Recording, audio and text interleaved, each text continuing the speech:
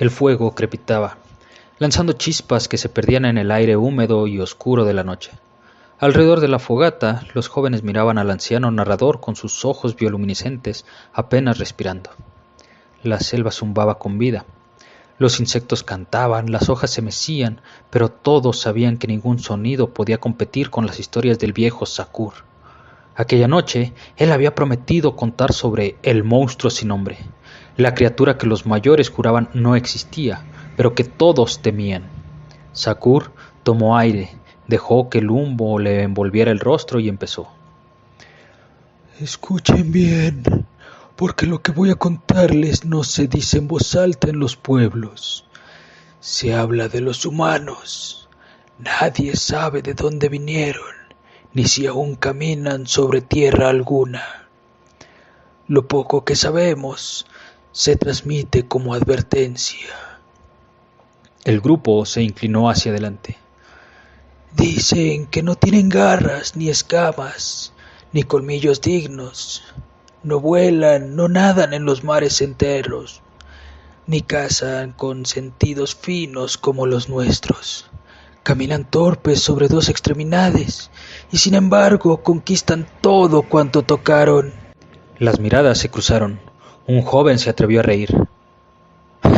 ¿Cómo puede algo tan débil conquistar algo? Sakur lo miró con severidad. Porque no cazaban solos. Donde uno caía, otro aprendía porque no se retiraban del fuego, lo abrazaban. No temían a las bestias, las estudiaban. No rezaban a los cielos, los medían.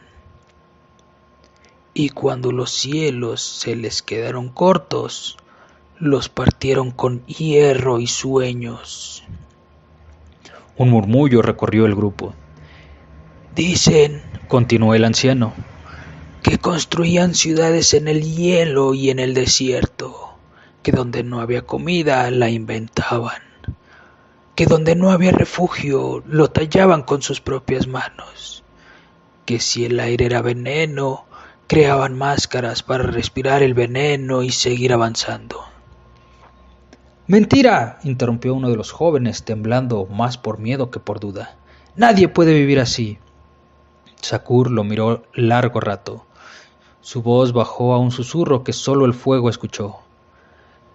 No vivían, sobrevivían todo el tiempo hasta que eso se volvió su naturaleza. El silencio cayó como una manta. Afuera algo crujió entre la maleza. Todos se quedaron quietos. El viejo siguió hablando. Una vez, un explorador de nuestro mundo dijo haber encontrado una huella, solo una. No había rastro de nave, ni de campamento, ni de fuego, solo esa marca hundida en la tierra húmeda, más grande que la de un varna adulto. La analizó y descubrió que pertenecía a un ser bípedo, sin garras, sin pelaje, sin escamas. Pero había algo más. La presión de la huella indicaba que el ser había estado quieto, mirando hacia el horizonte, quieto como si esperara. Sakur volvió a mirar el fuego. ¿Esperando qué, abuelo?, preguntó una voz temblorosa. Eso nadie lo sabe. Algunos dicen que esperaban al enemigo, otros que esperaban a sus dioses. Pero los más viejos aseguran que los humanos no esperaban nada, que solo estaban decidiendo cómo seguir. Las llamas chispearon fuerte y una ráfaga de viento apagó momentáneamente la luz. En la oscuridad se oyeron los murmullos nerviosos de los jóvenes. Cuando el fuego volvió a encenderse, el viejo tenía la mirada perdida.